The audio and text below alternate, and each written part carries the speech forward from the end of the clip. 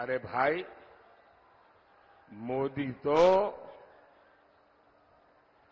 गरीब की सेवा के लिए ही तो पैदा हुआ है। मोदी गरीब के लिए ही तो काम करेगा। भाई और बहनों, जम्मू कश्मीर से आर्टिकल 370 हटाना हो, राम मंदिर का निर्माण हो,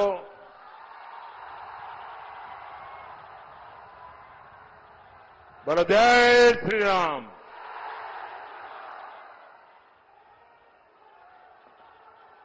अब ये कैसे लोग हैं? प्रभु राम के लला का प्राण प्रतिष्ठा का कार्यक्रम, भव्य राम मंदिर का निर्माण, ये मंदिर वालों ने उनके घर जाकर निमंत्रण दिया कि आप प्राण प्रतिष्ठा में आइए। उन्होंने निमंत्रण ठुकरा दिया। राम लला के प्राण प्रतिष्ठा का निमंत्रण ठुकरा दिया। ये ऐसे लोग हैं कि एक इंसान जिस पर अदालत ने चोरी करने के गुनाह में सजा की है, जो जेल काट रहा है, बीमारी के कारण घर आने का अवसर मिला है, उसके घर जाकर के बढ़िया बढ़िया खाना पका करके खाने की फुर्सत है, लेकिन राम लला के हाथ जाने की फुर्सत नहीं है।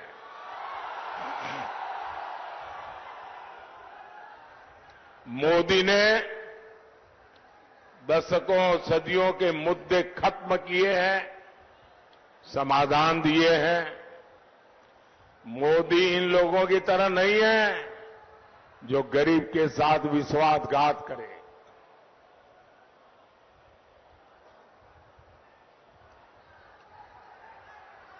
मैं तो जहां जाता हूं अपने काम का रिपोर्ट कार्ड देता हूं।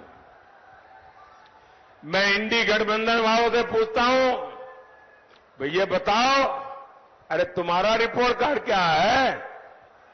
जो लोग नौकरी के बदले जमीन अपने नाम लिखवा ले, वो युवाओं के बारे में सोच सकते हैं क्या? वो युवाओं का भविष्य बना सकते हैं क्या? जिनके जंगल राज में सिर्फ बम बारूद और कट्टों का कारोबार फला फूला, जिनके जंगल राज में भूमाफियाई फले फूले, जिन्होंने बिहार को अपहरण और फिरौती की इंडस्ट्री दी, जो कभी बिहार भला नहीं कर सकते। नीतीश जी ने जिस मेहनत से बिहार को उन स्थितियों से बाहर निकाला है, वो बहुत सराहनीय है। आज हमारे मित्र सुशील मोदी जी हमारे बीच नहीं है। इतिहास जब अवलोकन करेगा तो नीतीश जी और सुशील जी का नाम जंगल राज को समाप्त करने वालों में गिना जाएगा। साथियों, बिहार ने दशकों तक पलायन का दौर देखा है, लेकिन एनडीए सरकार के प्रयासों से अब पलायन रुक रहा है। बिहार के युवाओं को यहीं पर रोजगार के अवसर मिल रहे हैं। आप मुझे बताइए, चंपारण में केंद्रीय विश्वविद्यालय बना है, खेती के लिए रिसर्च सेंटर बना है, सरदार पटेल सहकारी प्रशिक्षण संस्थान बना है, सिलेंडर का प्लांट लगा है, इफ्को बाजार बने हैं। ये सब कुछ क्या आपने आप चल रहे हैं क्या? इनमें रोजगार नहीं मिला क्या? यहां इतना बड़ा डेयरी प्लांट बना है, इससे हजारों पशुपालकों, माताओं बहनों की आय बढ़ी है। इसमें किसी को रोजगार नहीं मिला है क्या? ये जो पुल बन रहे हैं, हाईवे बन रहे हैं, रेलवे स्टेशन आधुनिक हो रहे हैं, ये बिना किसी को रोजगार दिए बन रहे हैं क्या? क्या जादुई चिराग से बनते हैं क्या?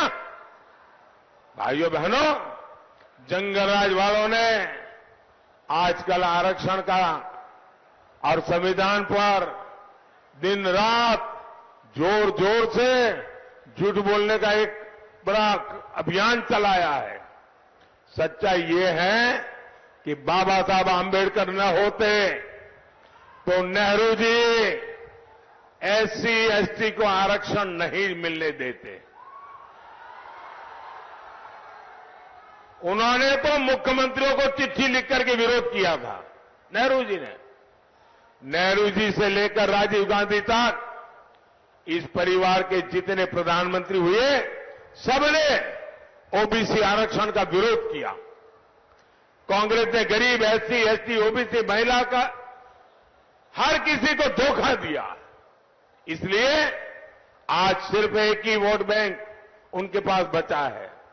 अब इस वोट बैंक को खुश करने के लिए एससी, एसटी, ओबीसी का आरक्षण धर्म के आधार पर आपसे छीन करके वोट जिहाद वालों को देना चाहते हैं।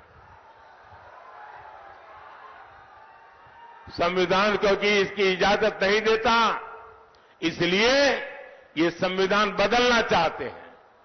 साथियों, मोदी का ट्रैक रिकॉर्ड आपके सामने है।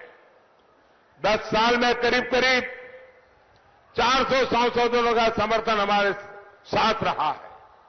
मोदी ने इसका उपयोग गरीब, दलित, पिछड़े, वंचित उन्हें सशक्त करने के लिए किया है। एनडीए ने पहले दलित बेटे को और फिर हमारे देश की आदिवासी बेटी को संविधान का सर्वोच्च पद राष्ट्रपति पद पर बिठाया।